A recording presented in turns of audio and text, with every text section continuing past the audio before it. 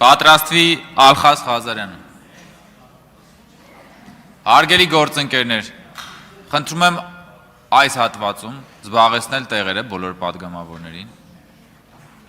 և պահպանել լռություն։ Սիրելի հայրենակիցներ, հարգելի գործընկերներ, կուզենայի ճիշտ ասած Վահագն Ալեքսանյանն էլ էստեղ լիներ ասոցիացիաների ժամանակ, ուզում էի հասկանալ ինձ ինչի մոռացավ, շատ հետաքրքիր է այդ հարցը։ Ես հասկանում եմ, որ ձեր կուսակցության PR-ով զբաղվել է Վահագն Ալեքսանյանը ու շատ հարմար է այդ նախկինների դաշտը։ 8 տարի մենք տեսնում ենք, որ շատ կոմֆորտ եք դուք նախկին ներկա դաշտում աշխատում ու շատ հետաքրքիր է այդ դաշտը ձեզ մոտ առաջ տանելը, բայց Ժորժ ջան, մեր մոտ էլ է լիքը ասոցիացիաներ ձեր մասով լինում։ Օրինակ, ասում եք գաղափարախոսություն եք կիսում։ Ձեր խոսույթի մեջ տարբեր երկրների, հարևան երկրների օրակարգերի ինչ-որ sense դրսևորումներ ենք նկատում։ Սահմանադրություն եւ այլն։ Եթե մենք այս կոնտեքստում ենք տեսնում, կարանք նույն այդ գաղափարախոսության նմանությունները կամ չգիտեմ այլ նմանություններ, մենք էլ դրա մասին խոսենք։ Ու ինչպես տեսնում ենք, նաև ձեր խմբակցությունն էլ տարբեր ժամանակների, տարբեր կուսակցությունների, հիմա մենք ձեզ ասենք միքսականներ, մի տեսակ այդ ասոցիացիան, որ փորձում եք տանել նախկինների դաշտ ու այդ դաշտում ինչ-որ պայքար մղել, սպառել է իրան, այս 8 տարիներին դուք սպառել եք այդ նախկին ներկա։ Մենք ուժեղ Հայաստան կուսակցությունն ենք, ուժեղ Հայաստան խմբակցությունն ենք։ Սա խնդրում եմ ֆիքսեք ու այլևս այս ամբիոնը չօգտագործեք ինչ-որ նախկին դաշտ տանելու, նախկին դաշտում պայքարելու։ Ես բազմիցս ասել եմ, որ այս ամբիոնից պիտի խոսենք մեր ժողովրդի խնդիրների մասին։ Ու այստեղ էլ ես հստակ հարցեր ունեմ հենց հանձնաժողովի հետ կապված։ Երբևիցե այս հանձնաժողովը իրեն հարց տվել է, թե ինչի են 10 անգամ ասֆալտ անում, թե ինչի արած ասֆալտը հաջորդ սեզոնին անձրևի ձյան պատճառով հալվում գնում է։ Լավ է, որ ասֆալտ ենք անում, լավ է, որ դպրոց ենք սարքում, Տիկին Երեմյանն էլ էստեղ չի, որ ասեմ, Տիկին Երեմյան, հարցը բովանդակությունն է, հարցը ձևը չի, այդ դպրոցներում տիրող բարքերն են, այդ դպրոցներում մասնագետներն են, որ չհորդորեն, որ մարիխուանան օրինականացնեն,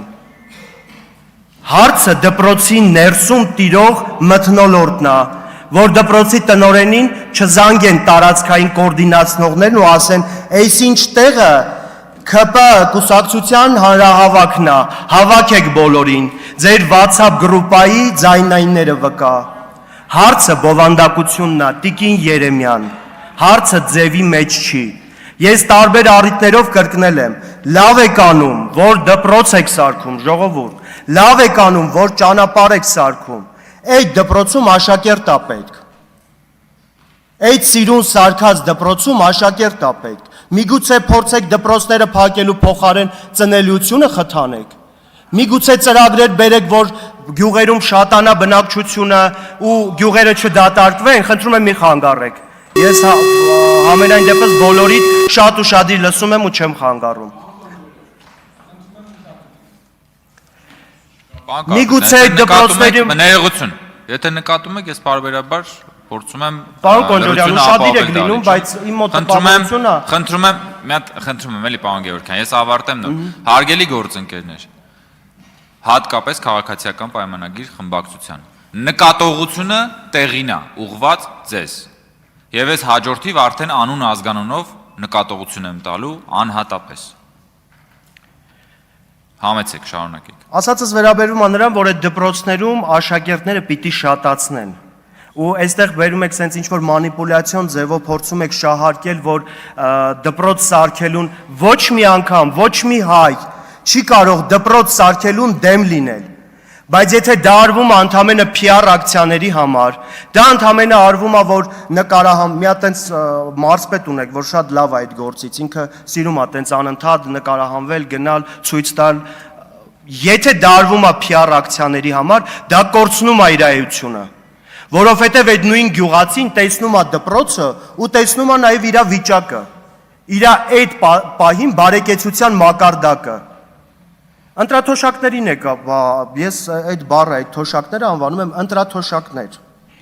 որովհետև դուք վերեցիք թոշակները բարձրացրեցիք ընտրության շեմին։ Սա անհերքելի փաստ է։ Խնդրում եմ մի եկեք այստեղ ու ասեք, վայ, գիտեք ինչ կա, մենք մտածեցինք մեր հայրենակիցների մասին, թոշակը բարձր։ Բա պիտի մտածեիք։ Ասֆալտն էլ պիտի անեիք, դպրոցն էլ պիտի սարքեիք, թոշակն էլ պիտի բարձրացնեիք ու պետք չի քարոզարշավի ժամանակ մտնել գյուղերը ու մարդկանց պարտադրել, որ շնորհակալություն հայտնեք այս արած ասֆալտի համար։ Ոչ մեկ ձեզ շնորհակալություն չի հայտնելու։ Դա լավ չի, դա նորմալ է։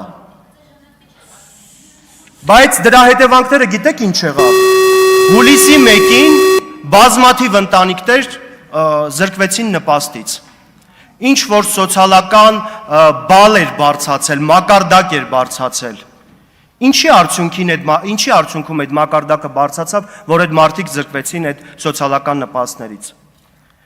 Այդ զրա բացատրությունները խնդրում եմ այս ամբիոնին մոտենալուց առաջ, նախկինների դաշտում քննարկումներ ծավալելուց առաջ, սրա պարզաբանումները տվեք, որ մարդկանց պարզ լինի։ Ու այդ հանձնաժողովների աշխատանքը անցած անգամ պարոն Գաբրելյանն էր առաջարկ էր անում։ Եթե կա ինչ-որ բաներ փոփոխելու, եկեք փոփոխենք հանձնաժողովների բանը, ոլորտները կամ չգիտեմ, իրենց գործընթացի նկարագիրը բերեք փոփոխենք։ Կամ գալիս եք ասում եք, չեք պատկերացնում հանձնաժողովը ինչ ֆունկցիաներ ունի։ Այո, չենք պատկերացնում։ Բերեք փոփոխենք այնպես, որ արդյունավետ լինի։ Սահմանել եք ինչ-որ մի բան, որ հանձնաժողովի արդյունավետության գնահատում լինի։ Ասֆալտի հետ կապված Մեկը ձեզ հարց չտվեցիք, ընկերներ, ինչ որ միտեղ, ինչ որ մի բան սխալ է, եթե ասֆալտը անում են, 5 ամիս հետո նորից ասֆալտը անում են, ինչ որ միտեղ, ինչ որ մի բան սխալ է, սրա լուծման առաջարկները դուք 8-րդ գումարման ազգային ժողովում ներկայացրել եք, եթե ներկայացրել եք ու լուծում չի ստացել, դա էլ հարց է, եթե չեք ներկայացրել, առաջարկ եմ անում, Բերեք ներկայացնենք, հասկանանք այդ հանձնաժողովների արդյունավետությունը ոնց չափենք ու ավելի արդյունավետ դարձնենք։ Ու մեկ էլ այստեղ Մարիա Կարապետյանը հայրերի ու զավակների հետ ասոցիացիան անում կամ չգիտեմ, արտահայտություն անում։ Մեր խմբակցության բոլոր զավակները իրենց հայրերի համար հպարտություն ունեն ու հպարտ են։ Այլ բանա թե տարիներ հետո Ես էլ չեմ ուզում ձեզանից առանձնացնեմ, այլ բանա թե տարիներ հետո մեր զավակները Երբ որ փողոցում քայլելուց լինեն, իրենց մոտենանու հարցնեն, ինչ արեցիք դուք Հայաստանը պահելու համար, ինչ արեցիք դուք Հայաստանը շենացնելու համար,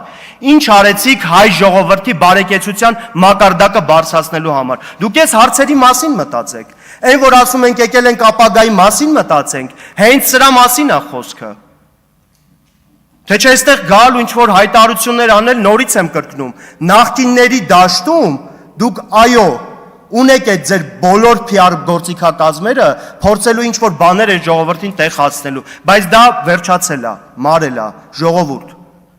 Անցեք այդ փուլը, 8 տարի է իշխանություն եք,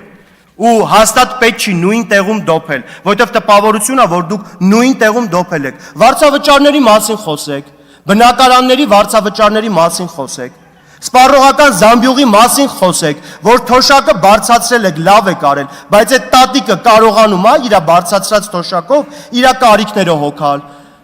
իր մնացած տարական բաները հոգալ, սրա մասին խոսեք։ Որ ընտանիքում աշխատող հայրը գնում է աշխատում է, բերում է իր աշխատավարձի 70-80%-ը տալիս է տան վարձավճար, սրա մասին խոսեք։ Ծնելիության կամ ընդհանրապես շատացման, մեր ազգի շատացման, քաղաքականության մասին խոսեք, որ այդ նույն հայրը մտածի, որ 3-րդ, 4-րդ, 5-րդ զավակը ունենա, ոչ թե մտածի այսօր հաց առնի, դեղ առնի, թե երեխեքի համար ինչ-որ, չգիտեմ, զվարճանքի համար տեղ։ Դուք գները տեսել եք ինչա կատարվում, թանկացումները տեսել եք ինչա կատարվում։ Իմ մոտ տպավորությունն է, որ բոլորը այստեղ նստած, իրականությունից կտրված գալիս եք բաներ եք խոսում, որ ժողովրդի կյանքի հետ ընդհանրապես կապ չունի։ Ինձ թվում է այս 9-րդ գումարման ազգային ժողովը պիտի վեր կենա այս փափուկ բազկաթոռներից, յուղերով շրջի, հատիկ առ հատիկ տներ մտնելով մարդկանց հարցնի, դուք լավ եք ապրում, թե լավ չեք ապրում, որովհետև նորից եմ կրկնում, իմ մոտ տպավորությունն է, որ դուք իրավիճակին չեք տիրապետում։ Յուղեր գնացեք, ժողովուրդ, մարդկանց հանդիպեք, մարդկանց հետ խոսացեք, տեսեք ինչերից են խոսում։ Իմիջայլոց Գյուղ տեխնիկան, այդ որ դուք եք տակեմ Տիկին Ղազարյան, տժվժի կանելու եմ, ամեն անգամ երեսով տալու եմ, որ դուք չկանգնեցիք գյուղացու կողքին, որ դուք չկանգնեցիք մեր հայրենակիցների կողքին, ու գիտեք ինչ եղավ, բերքի կեսը մնաց Անդրևի տակ, այս սրա պատասխանատվությունը նաև դուք եք կրում, շնորհակալություն։ Տիկին Ղազարյան, դուք հիմա ելույթ պիտի ունենաք